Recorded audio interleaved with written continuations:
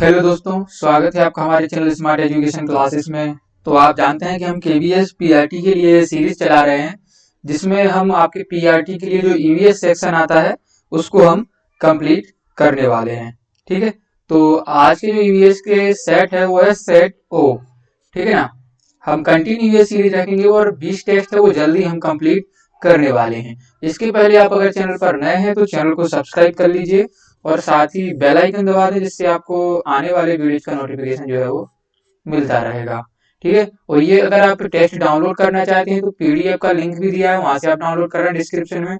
और अमेजोन का लिंक भी दिया है, वहां से आप अगर परचेज करना चाहें यानी कि हार्ड कॉपी आप चाहते हैं तो वो मंगा सकते हैं। काफी अच्छी एक्सप्लेनेशन आपको मिलेगी, इसलिए वीडियो पूरा देखें। चलिए शुरुआत करते हैं। पहले पहला प्रश्न है आपसे कि यदि पृथ्वी के चारों ओर वायुमंडल नहीं होता तो पृथ्वी का तापक्रम क्या होता? बढ़ता है, घटता जाता है, या दिन के समय बढ़ता और रात के समय घटता, या अप्रवाहित रहता? बताइए क्या होता यदि कि जो है पृथ्वी के चारों ओर वायुमंडल नहीं होता।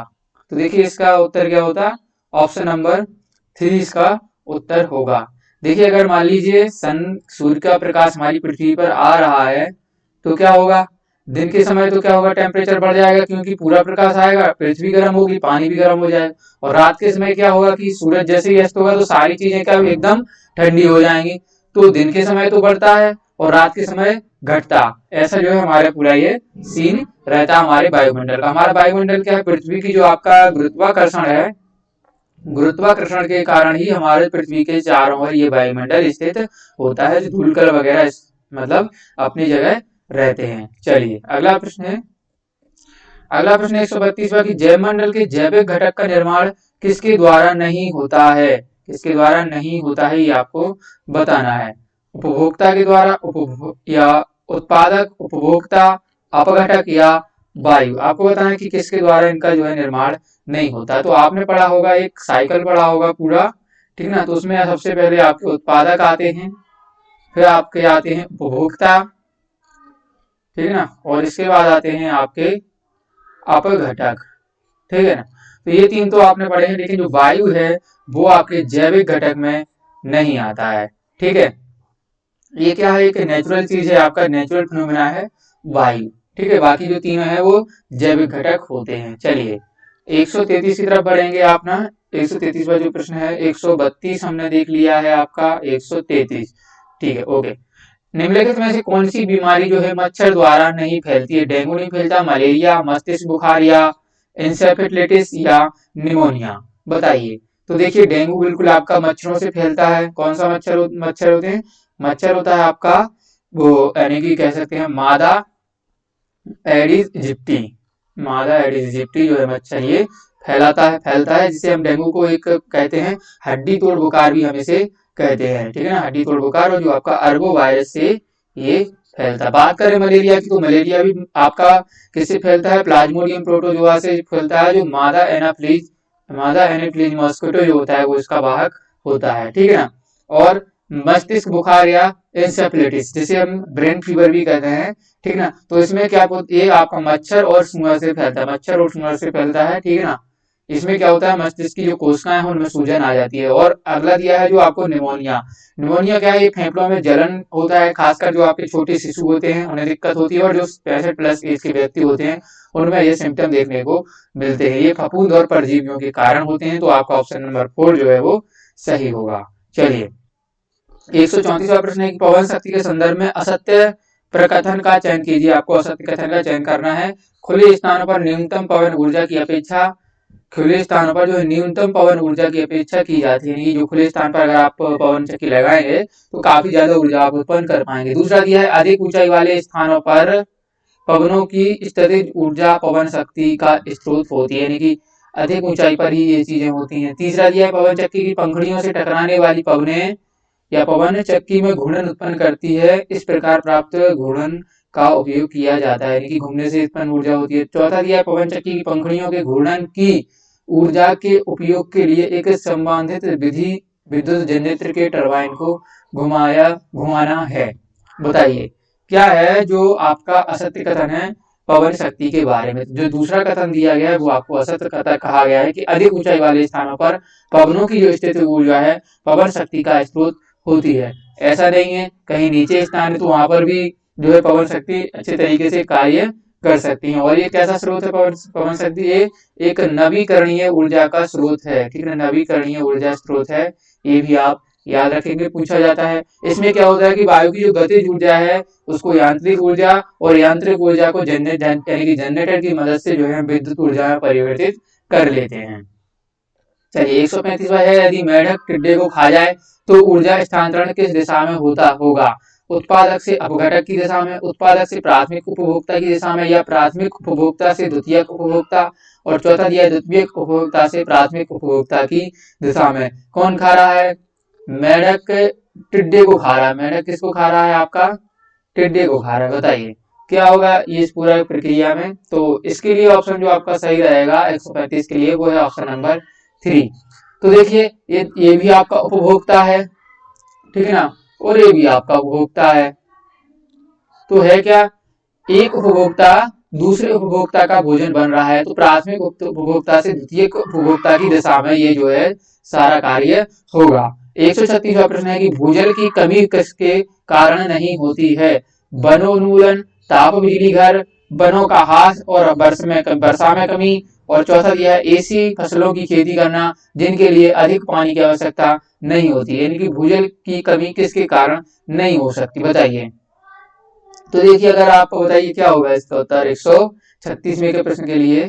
क्या आप ऐसी फसलों का जो है खेती करेंगे जिनके कारण अधिक पानी की आवश्यकता नहीं होती? तो ये कारण हो सकता है? नहीं हो सकता है, ठीक है ना।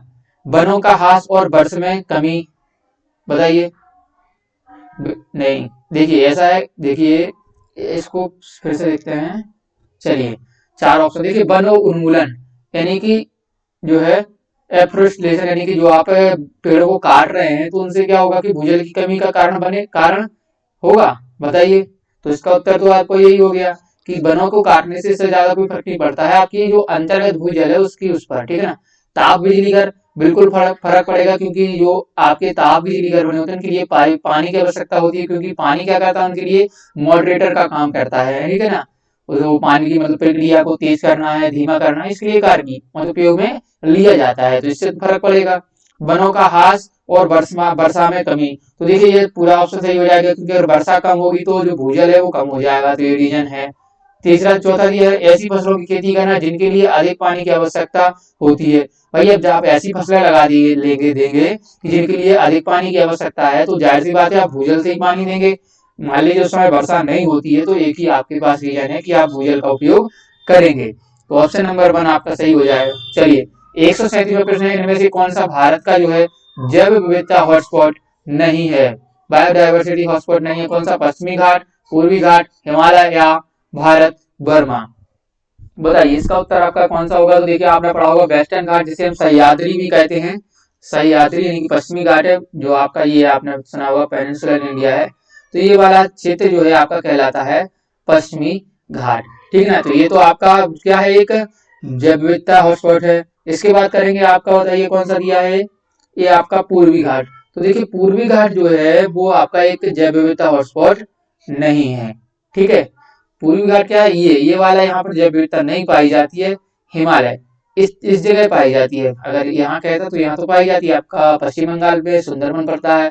चलिए हिमालय आपका यहाँ पड़ता है, तो काफी जैव विविधता यहाँ पर होती है। और भारत बर्मा जो रीजन है इंडो बर्मा, वहां पर भी जैव विविधता पाई जाती है, आपकी नहीं पाई जाती है पूर्वी घाट में। चलिए 138वां प्रश्न है, 2011 की जनगणना के अनुसार किस क्षेत्र में उच्चतम लिंगानुपात है? लक्षद्वीप में, दमन द्वीप में, पांडिचेरी या अंडमान निकोबार? बताइए पूछा गया है किस क्षेत्र में उच्चतम लिंगानुपात है। तो आपको 4 यूटीज यानी कि यूनियन टेरिटरी के नाम दिए गए हैं। तो यहाँ पर जो सबसे ज्यादा आपको पता होना चाहिए कि सबसे ज्यादा जो है क्या पूछा गया है आपसे कि लिंगानुपात बताना है आपको, तो वो है आपका पांडिचेरी में उच्चतम है। कितना है? देखिए बात करेंगे अपन यूटी की, ठीक है ना, यूनियन टेरिटरी की, केंद्र शासित प्रदेश की। तो दमन जो पुदुचेरी है उसमें आपका 1037 महिलाएं हैं प्रति 1000 पुरुषों पर, ठीक है ना। कम पूछ लिया जाए कि सब न्यूनतम कहाँ है, तो न्यूनतम आपका है दमन व दीव में कितना है? 618 महिलाएं हैं प्रति 1000 पुरुष पर। अगर आपसे स्टेट के बारे में पूछ लिया जाए कि स्टेट में कौन सा है, तो बात करेंगे हम केरल।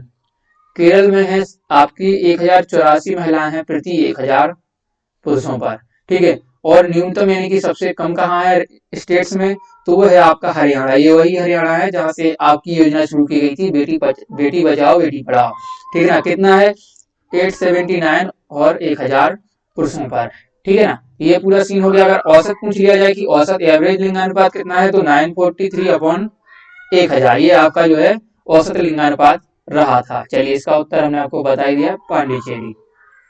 चलिए 139 प्रश्न है कि विश्व प्रवासी पक्षी दिवस जो है वो कब मनाया जाता है, यानी कि वर्ल्ड माइग्रेटेड बर्ड डे कब मनाया जाता है, ये आप बताएंगे। तो ये देखिए प्रतिवर्ष मनाया जाता है मई व अक्टूबर के जो है सेकंड शनिवार होता है उसके दिन ये मनाया जाता है आपका विश्व प्रवासी पक्षी दिवस। ये पढ़ा था अभी 8 मई को पढ़ा था अकॉर्डिंग टू आपके ऑप्शन जो दिया गया है, ठीक है ना। इसका आपको थीम भी याद रखना है, वर्ड्स कनेक्ट द वर्ल्ड, ठीक है। ये इसकी जो है 2020 की थीम रही थी। चलिए 140 प्रश्न है, भारत में पर्यावरण और वन मंत्री कौन है, धर्मेंद्र प्रधान, हर्षवर्धन, जगत प्रकाश नड्डा या अनंत गीते। तो ये चारों जो ऑप्शन आपको रॉन्ग दिए गए हैं, क्योंकि जो वर्तमान में है वो है आपके प्रकाश जावड़ेकर जो है ये मंत्रालय देख रहे हैं, ठीक है ना। तो वर्तमान के हिसाब से आपको याद रखना है। और राज्य मंत्री पूछे जाए क्योंकि 2 मंत्री बनते हैं, जो स्टेट मिनिस्टर है वो कौन है इसके, वो है आपके बाबुल सुप्रियो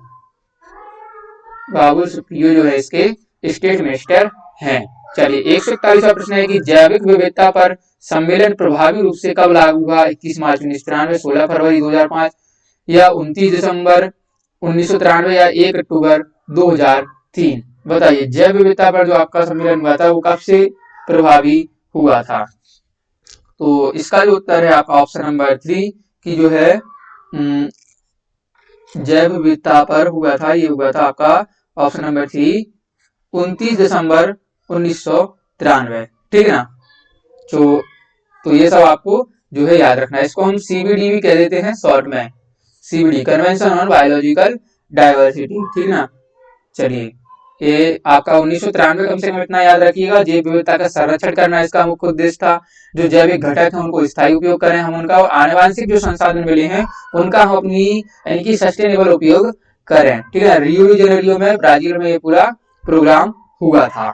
चलिए 142वां प्रश्न है कि भारत की दूसरी पंचवर्षीय योजना का जो है मुख्य फोकस क्या था, आपको बताना है। देश की कृषि विकास, शिक्षा विकास और आत्मनिर्भरता की उपलब्धि, देश के औद्योगिक विकास, या चौथा दिया है गरीबी उन्मूलन और तकनीकी आत्मनिर्भरता। तो बताइए आपको बात की जो सेकंड पंचवर्षीय योजना थी उसका मुख्य फोकस क्या रहा था। तो देखिए बात करें हम सेकंड पंचवर्षीय योजना की, तो 1956 से ये आपकी चली थी 1961 पर, ठीक है ना। और 1956 से 1961 तक ये दूसरी पंचवर्षीय योजना चली थी, और इसमें जो मुख्य उद्देश्य था वो देश का जो है औद्योगिक विकास इसका लक्ष्य रखा गया था, ठीक है। और इसे किस मॉडल पर आधारित ये पूछा जाता है आपसे, तो पीसी महालोबनिस, ठीक है ना। पीसी महालोबनिस जो है इस पर ये जो है आधारित थी, ठीक है ना। इसी में क्या हुआ था, स्टील पावर प्लांट लगाए गए थे, स्टील पावर प्लांट लगाए गए थे उद्योग विकसित करने के लिए। कहां कहां पर लगाए गए थे, तो भिलाई वाला कहां लगा था आपका छत्तीसगढ़, दुर्गापुर वाला कहां लगा था, ये आपका वेस्ट बंगाल पश्चिम बंगाल, एक और लगा था राउरकेला जो लगा था आपका वो लगा था आपका उड़ीसा में। और ये जो क्या ये ना पूर्ण रूप से सफल भी रही थी। चलिए वीडियो को अभी भी लाइक नहीं किया है तो आपने, अगर नहीं बोलेंगे तो आप लोग लाइक करेंगे तो लाइक भी कर दीजिएगा दोस्तों। 143 प्रश्न है, एनबीए का पूरा नाम क्या है, national biological authority of India, national biologic जो है और ऑटोराइट इंटरनेशनल, तीसरा दिया है national biodiversity authority of India, और चौथा दिया है नेशनल बायोडायवर्सिटी ऑटोराइट इंटरनेशनल। तो आपको बताना है कि इसका फुल फॉर्म जो है वो क्या है। चलिए इसका उत्तर है आपका option number 3 national biodiversity authority of India, ठीक है ना। और इसका जो हेडक्वार्टर है मुख्यालय वो आपका पड़ता है चेन्नई, ठीक है। तो ये चीजें भी आप याद रखेंगे। चलिए 144वां प्रश्न है कि केवलादेव घाना राष्ट्रीय उद्यान कहाँ पर है? उत्तराखंड, कर्नाटक, असम या राजस्थान। बताइए इसका उत्तर क्या होगा कि केवलादेव कहाँ है? तो केवलादेव जो आपका राष्ट्रीय उद्यान है वो पड़ता है आपका राजस्थान में। ठीक है, केवलादेव आपका राजस्थान में ये पड़ता है। राजस्थान के और कुछ जो है आपको याद रखने हैं, जैसे आपका हो गया डेजर्ट नेशनल पार्क हो गया, आपका सरिस्का, काफी पूछा जाता है एग्जाम में, मोस्ट इंपोर्टेंट है। इसके बाद आपका रणथंबोर हो गया, रणथंबोर किला भी आपका राजस्थान में, और मुकुंदरा हिल्स जो है आपका वो सारा क्या है? राजस्थान। बात करें हम आपके असम की, ठीक ना, तो असम में भी काफी इंपोर्टेंट जो है नेशनल पार्क दिए गए हैं, जैसे आपका जो है राजीव गांधी, इसका एक और नाम है औरंग, जो पूछा जाता है औरंग नेशनल पार्क। ठीक है, और इसके बाद डिब्रू साहिखोवा, हमने आपको कई बार बता दिया कि डिब्रू साहिखोवा आपका कहाँ है, ये भी आपको क्वेश्चन में पड़ता है। इसके बाद नामेरी हो गया, मानस हो गया, और कंचनजंगा। ठीक है ना, ये सारे कहाँ हैं? आपके असम। बात करेंगे हम कहाँ की? कर्नाटक की थी। ठीक है ना, तो कर्नाटक में आपका सबसे पहले याद रखेंगे अंसी नेशनल पार्क। ठीक है ना, अंसी के बाद बांदीपुर आपसे पूछा जाता है एग्जाम में काफी बार, और नागरहोल व कुद्रेमुख, तो ये चीजें आप याद रखेंगे। ठीक है ना, उत्तराखंड में आपका सबसे पहला नेशनल पार्क पड़ता है जो है आपका जिम कॉर्बेट, जिसका पूरा नाम क्या था? हैली नेशनल पार्क हम कहते थे। ठीक है ना, और ये कब बना था? ये आपका 1936 में जो है ये बन गया था। ठीक है, चलिए इतना आप याद रखेंगे। और राजाजी नेशनल पार्क हो गया आपका, राजाजी काफी पूछा जाता है। गंगोत्री नेशनल पार्क, ये सारे कहाँ? उत्तराखंड के बता रहे हैं। और वैली ऑफ फ्लावर, और साथ ही नंदा देवी नेशनल पार्क आपके उत्तराखंड में पड़ते हैं। चलिए अगले प्रश्न की तरफ बढ़ेंगे। 145वां जो प्रश्न है कि 20वीं शताब्दी के प्रारंभ में किसी सामाजिक सुधारक ने पटना और कलकत्ता में मुस्लिम महिलाओं के लिए स्कूल शुरू किए थे? बेगम रोकैया हुसैन, मुमताज अली, सैयद अहमद खान, या इनमें से कोई नहीं। तो बताइए इसका उत्तर क्या होगा? तो इसका जो सही उत्तर 145 का वो क्या है आपका? ऑप्शन नंबर 4, बेगम रुकैया हुसैन ने जो है यहाँ पर ये मुस्लिम लड़कियों के लिए स्कूल की शुरुआत की थी। ये स्टैटिक का क्वेश्चन है, तो इतना ही आपको याद रखना है। चलिए 146वां प्रश्न है कि निम्नलिखित घास भूमियों में से कौन सी जो है अमेरिकी मूल निवासियों का एक निवास स्थल है? स्टेपीज, पंपास, बेल्स, या प्रेरीज।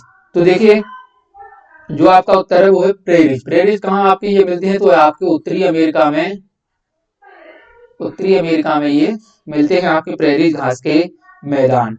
ठीक है, बात करें पंपास की, तो पंपास कहाँ है? ये आपके अर्जेंटीना में मिलते हैं। चारों के बारे में आपको बता दिया। स्टेपीज आपके जो है ये यूक्रेन, चीन और रूस, 3 जगह फैले हैं, काफी बड़े क्षेत्र में, यूक्रेन, चीन और रूस में। और आपके जो वेल्स मैदान है, वेल्स आपके मिलते हैं दक्षिण अफ्रीका। ठीक है ना, तो वेल्स आपका दक्षिण अफ्रीका में, स्टेपीज यूक्रेन, चीन, रूस, पंपास अर्जेंटीना, और प्रेरी जो है आपके उत्तरी अमेरिका, नॉर्थ अमेरिका के भाग में ये पढ़ते हैं। चलिए वीडियो को लाइक भी करिएगा। 147वां प्रश्न है कि विशेष रूप से निर्मित तालाबों और पोखरों में मत्स्य पालन को जाना जाता है। तो बात किया गया है कि मत्स्य पालन, आपको बताना है कि मत्स्य पालन क्या कहलाता है? फिशिकल्चर, हॉर्टिकल्चर, सेरिकल्चर, या विटीकल्चर। बताइए इसका उत्तर जो है वो क्या होगा? तो देखिए फिशिकल्चर तो आपका कहलाता है क्या? मत्स्य पालन। बात करें हॉर्टिकल्चर की, हॉर्टिकल्चर क्या होता है? आपका जो बागवानी होती है, बागवानी के लिए हम यूज करते हैं। सेरिकल्चर आपका रेशम कीट से उत्पादन है, रेशम कीट के उत्पादन। और विटीकल्चर जो होता है वो अंगूर की खेती का होता है। ठीक है, अंगूर की खेती को हम विटीकल्चर कहते हैं। चलिए 148वां प्रश्न की वैरिंग जल डमरू स्थल पानी का संकरा भाग जोड़ता है? बताइए प्रशांत महासागर और अटलांटिक महासागर, आर्कटिक महासागर, प्रशांत महासागर, हिंद महासागर, प्रशांत महासागर, या अटलांटिक महासागर और जो है हिंद महासागर। तो बताइए क्या इसका उत्तर होगा? तो देखिए जो आपका 148 का उत्तर है वो ऑप्शन नंबर 2 है कि जो आपका बेरिंग जल संधि है, ठीक है, जल डमरू स्थल जिसे हम कहेंगे, तो वो आपका आर्कटिक सागर और प्रशांत महासागर को ये जोड़ते हैं। ठीक है, इसीलिए होता है कि समुद्र है, लेकिन कुछ जो रास्ते बीच में बनाए जाते हैं वो जल डमरू स्थल कहलाते हैं। ठीक ना, इसके बाद एक और याद रखिएगा, आपका प्रशांत महासागर हो गया और अटलांटिक महासागर हो गया, इनको जो है पनामा कैनाल के माध्यम से जुड़ते हैं। ठीक ना, ये दोनों जो है कॉन्टेक्ट रहता है। चलिए 149 प्रश्न है कि 21 मार्च और 23 सितंबर को पूरी पृथ्वी पर दिन और रात जो है बराबर होते हैं, इसका कारण क्या है? सूर्य की किरणें विषुवत वृत्त पर सीधी पड़ती हैं और इस स्थिति में कोई भी ध्रुव कोई भी ध्रुव सूर्य की ओर झुका नहीं होता है। ठीक है, ये हो गया। दूसरा दिया है सूर्य की किरणें कर्क रेखा पर सीधी पड़ती हैं और स्थिति में एक ध्रुव का झुकाव सूर्य की ओर होता है। तीसरा दिया सूर्य की किरणें विषुवत रेखा पर सीधी पड़ती हैं और स्थिति में एक ध्रुव का झुकाव सूर्य की ओर होता है। चौथा दिया है सूर्य की किरणें मकर रेखा पर सीधी पड़ती हैं और एक जो स्थिति कोई ध्रुव सूर्य की ओर झुका नहीं होता है। तो जो सही ऑप्शन है वो हम आपको बता देते हैं कि इसका ऑप्शन नंबर 1 होगा आपका उत्तर। ठीक है ना। होता क्या है, जो सूर्य की किरणें किस पर पड़ती हैं आपकी, ये आपका विषुवत रेखा, ये कर्क रेखा और ये मकर रेखा, तो इस पर जो है ये सूर्य की रेत सीधी पड़ती हैं। ठीक है ना, वृत्त पर सीधी पड़ती है और इस स्थिति में कोई भी जो है ध्रुव यानी कि जो पोल है आपके, यानी कि जो उत्तरी ध्रुव है और ये दक्षिणी ध्रुव है, ठीक है ना, कोई भी ध्रुव सूर्य की ओर झुका नहीं होता है। ठीक है ना, सीधी पड़ती है तो सीधा मतलब प्रतीत होता है। ठीक है, तो ये सारी होती है और ये स्थिति जो कहलाती है इक्विनॉक्स जो है हम स्थिति को कहते हैं। ठीक है, चलिए नेक्स्ट प्रश्न है 150, आज का लास्ट प्रश्न है सीरीज का। विधानसभा के सदस्य क्या होते हैं, लोगों यानी कि जनता द्वारा चुने जाते हैं, राज्यपाल द्वारा नियुक्त किए जाते हैं, प्रधानमंत्री द्वारा नियुक्त किए जाते हैं या मुख्यमंत्री द्वारा नियुक्त किए जाते हैं। आपको बताना है कि जो आपकी मेंबर ऑफ लेजिस्लेटिव है यानी कि विधानसभा जिसे हम अपनी भाषा में कहते हैं विधायक, विधायक का जो है कौन करता है चुनाव, तो वो क्या आप कुछ चुनते हैं, जनता के द्वारा चुने जाते हैं, आम चुनाव कहलाते हैं। ठीक ना। बात करें विधानसभा, विधानसभा क्या है आपका एक निम्न सदन है, क्योंकि इसका जो उच्च सदन होता है वो क्या कहलाता है आपका विधान परिषद कहलाता है। ठीक है, निम्न सदन यानी कि आपका जो विधानसभा की बात करें तो आर्टिकल कौन सा है इससे संबंधित 170 में ये कहा गया कि यह जो है राज्य में विधानसभा होगी। ठीक है ना। मिनिमम एज पूछी जाए कि इसके लिए मिनिमम जो है एज कितनी चाहिए होती है, 25 वर्ष। कम से कम कितनी सीटें होती हैं, 60 होती हैं। मैक्सिमम कितनी होती हैं, 500 सीटें होती है और कई राज्यों में ये चीजें आपको अपवाद स्वरूप मिल जाएंगी। चलिए, तो ये थे आज के आपके 20 प्रश्न। आपको कैसे लगे कमेंट करके बताइएगा। जो भी लगे, अच्छे लगे बुरे लगे, सब कुछ कमेंट कर सकते हैं। साथ ही वीडियो को लाइक करें, शेयर भी करिएगा और चैनल को सब्सक्राइब नहीं किया तो सब्सक्राइब कर लीजिए। जल्दी अगली वीडियो में मिलेंगे। जय हिंद, जय भारत।